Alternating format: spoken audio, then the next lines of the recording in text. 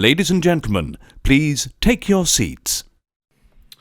Change is hard, but when the chips are down, it's got to be family first. And if you're within the sound of my voice, that must mean you are in the seats with once more. As always, my name is Dave Voigt, and I'm the host of this podcast where we sit down with a wide-ranging variety of entertainment industry professionals and pick their brains not only about their current projects, but how they got started, state of the business, inspirations, influences, all sorts of fun stuff in a very light and conversational fashion as best we can. And if you'd like to subscribe to this podcast, I'm assuming you would because you're listening to us, you can do that over at Apple, over at Spotify, or you can find every single one of our episodes archived over on our YouTube channel.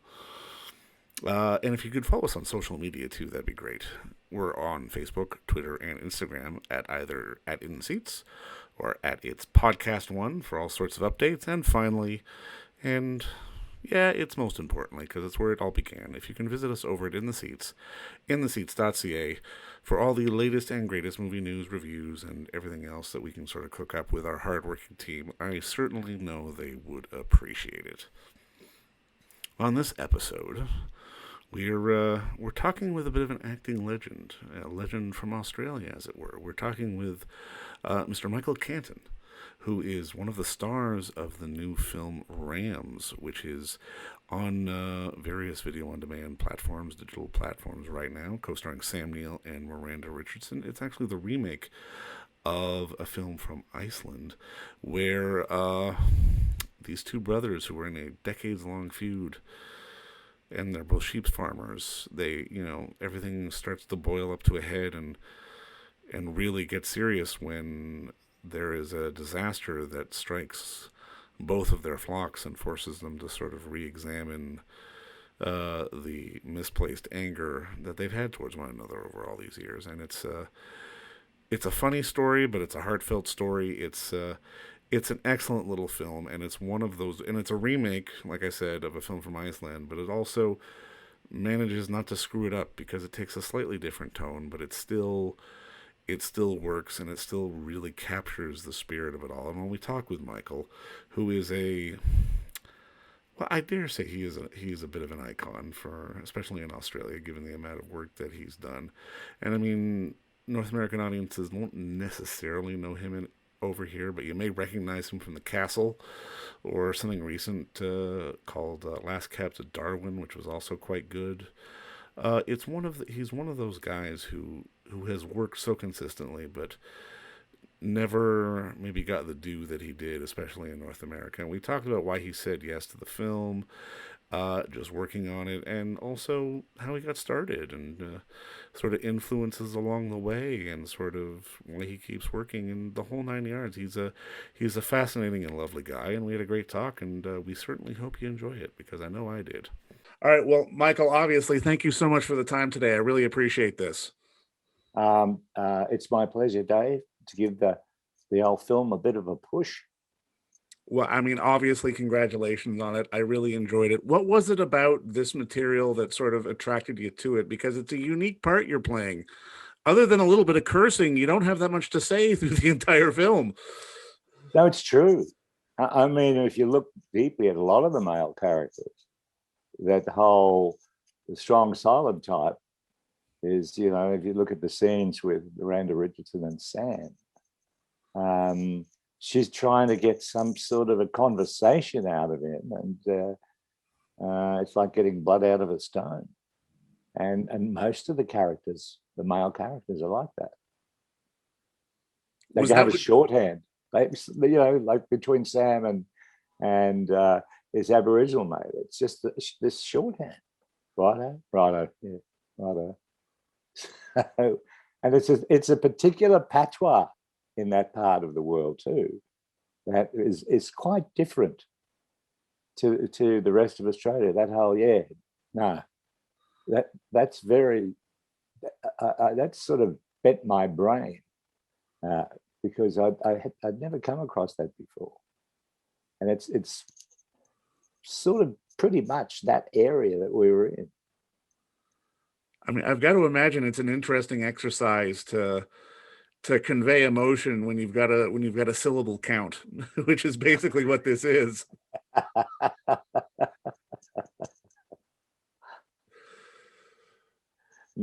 know what you mean. I know what you mean, Dave. What like when you saw the script, what was it about it that drew you into it? Look. The first thing I did was when they were, interested in me doing it. They sent me a link to the Icelandic film, Okay. and I was so impressed, and I thought, oh, I don't know about following in the footsteps of that one.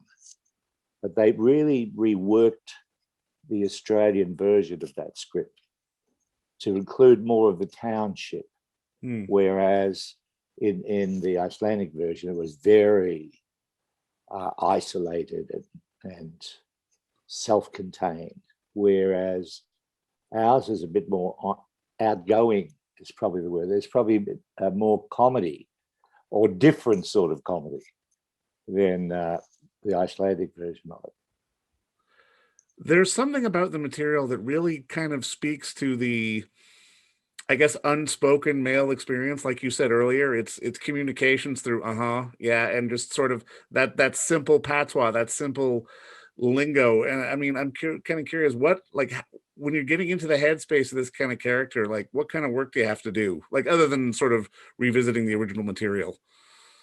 Oh, look, I had a little bit of training as an actor, but I just really go with my instincts. And as my sister has said, you've made a career out of playing your uncles, because a lot of my uncles are old bushmen, and they were that taciturn, yeah, Michael, yep. They were very much like that. I'm pleased to report they weren't as wild and as drunk as the character I played, because there's a man with demons that he's never quite come to grips with, because the old saying, never put off till tomorrow what you can postpone indefinitely, is I think the Australian approach to mental health. Oh boy. But you know what? I mean, it's kind of funny because, I mean, like you say, the film does have a certain sense of comedy, and it really does speak to, I guess, I mean, I don't want to say the rural life, but I mean, it does have a real sense of the relationship of what it means to have a relationship with the land. And especially through your character and through Sam's character, there is really a sort of palpable connection to the spot that you're in. This is true. It's almost in a way Aboriginal, or Noongar, as they're called in WA. That attachment to land. A lot of city people don't understand that. Do you, when you're trying to promote the film, do you think that's sort of a big thing for you to sort of give sort of a grander understanding of Australian life, not just from the cities, but from an Aboriginal standpoint as well? Because it's such a rich and diverse country that at least people in North America don't always necessarily understand. No, a lot of Australians don't understand, quite frankly. I mean, it's where a nation where everyone lives on the edge of it, and the Great Divide makes its way from Queensland all the way down to Victoria, and there's east of the Great Divide, and then there's west of the Great Divide, and that edge east of the Great Divide doesn't understand very much at all about what happens in the west. Mm. It is a different country, and that's the country that my people came from. I was the first generation to grow up in the city because my father was killed in 1945, and we'd been a country family. And the only way Mum could look after the kids was to move to the city, and gone was the great job she had with Qantas. It was borrow money, buy a shop, try and keep the family together. It was sort of, but I was lucky enough all through my childhood, and as a young man, I kept going back out west to central Queensland, and it kept me my origins alive. And then, of course, I got a job before I was an actor in the in pumping and irrigation. I mean, I used to sell and design windmill plants to deliver water and stuff like that. So, I mean, it's sort of kept that connection open. And I try and do as much as I can these days in terms of water issues in Australia, because it's our most precious substance. No, you're More precious than gold, more precious than natural gas or coal or whatever is water. And we have a huge underground basin here that's being abused by fracking and all sorts of things. Now, I'm always curious because, especially for audiences from North America, a lot of people will recognize you from The Castle. But I mean, I'm always kind of curious what got somebody into the business. Like, what was sort of that moment in your life where you decided you want to be an actor? Dear, look, I was sent to boarding school to try and straighten me out. I did very little work, but majored in school concerts. And I got the taste of that applause and laughter and all sorts of things. I got the taste of that. And then I went and had appalling results on my exams, and got a job in a wool brokers, which is people who you look after farmers and ranchers and everything like that. And there was a gay guy, which was pretty brave in those days in Brisbane. And he was in the theatre. And I said, if they get a part for an Irishman, give us a yell. Because I had a Catholic education, I could do an Irish accent because I was educated by Irish nuns. And damn me if they didn't. And it's just started this love affair with amateur theatre. And then someone said, we'll pay you to come and do this theatre restaurant thing. And it just happened bit by bit. And I found I was exhausted. I was working all day and then working all night and then playing part of the night after working all night. And I just couldn't keep going like that. So I went 100% professional acting in Brisbane, which was pretty rare in those days. In Brisbane, that was in the late 60s. So it just happened. I learned from watching, and I was lucky enough to be working with a great group of people, all who went on to bigger and better things. And there was that lovely sense of rivalry and competitiveness between us all. And I need to do a bit of voice classes every now and then, and some movement classes, and try to improve your technique. And so bit by bit, I sort of got an education in stage. And then you had to, of course, once you hit film, which when that was at Sullivan's, really, the only time I worked consistently in film. And you're learning when you're doing it, you're learning in front of millions of people how to handle this medium. So yeah, it's an interesting life. I must admit, I always feel like I've had several lifetimes. Is there a preference? Because you've never hesitated going back and forth. Like, do you prefer one over the other? No, because an actor, you've got to be asked to do something, and then sort of in the early days, you've got you got a kid, you got a mortgage, you got all of this stuff, so you tend to accept whatever goes round. So if it might be theatre, it might be musical theatre, television. I seem to have done more long-term work in television than feature films. If you look at my sort of CV on film, it's not huge. Not huge.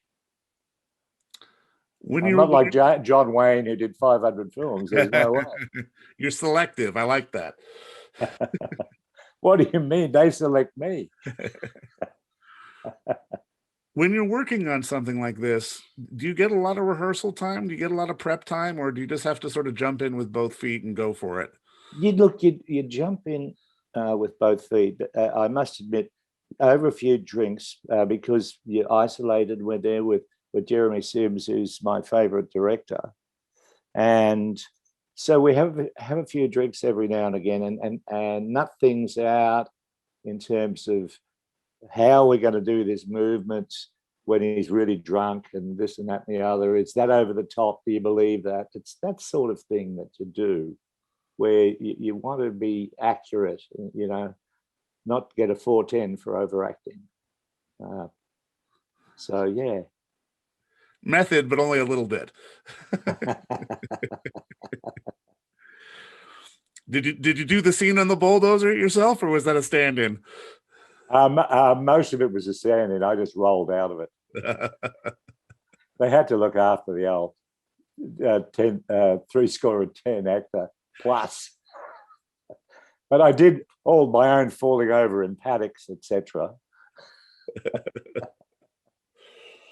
I'm kind of curious because I mean, people love getting into movies. They love talking about movies or TV and want to get into the business. And you seem to be like somebody who has kind of learned by doing over the course of your career. And I'm kind of curious, is there something you've ever seen or like something you worked on where maybe you learned the most from it that you pulled from going forward? Look, I had a couple of years in the States, and I did work with the late great Peggy Fury, who, because if you do a lot of series television, you're always looking over your own shoulder. So just what's going on, especially studio, 3 cameras, all of that stuff, and you're not as involved in the character as you should be. On a lot of the occasions, you get into bad habits, and it was very good for me to work with Peggy Fury because she got rid of a lot of my bad habits. Well, that's a beautiful thing. And you know what? I mean, just looking at Rams as a whole, I mean, it's one of those movies where, like you say, there's some comedy to it, but there is this really interesting sort of portrayal of these two brothers, but also sort of really getting down to the male psyche, especially when you're living in these areas and your whole life revolves around where you grew up and where you are and who you are. It's what you are, and it really Yeah. makes for a fascinating film. And I just want to say thank you for the time and thank you for the work. I really enjoyed the film. Oh, that's good, Dave. Thanks. Lovely to hear. I hope it goes well over there because it deserves it. It sort of was chaotic here. I think it'll find an It's, audience for sure. that's great. All right, thanks And again. thanks for a lovely interview. Well, thank you. Bye, guys. Bye, mate. And don't forget to visit our friends over at Bay Street Video for all your DVD, Blu-ray rental, or purchasing needs this summer, as they are still open for curbside and some mailing delivery as well. Over at 1172 Bay Street, Toronto, Ontario, Canada, you can give them a call at 416-964-9088. That's 416-964-9088. Or send them an email at baystreetvideoto@gmail.com for any of your DVD and Blu-ray needs.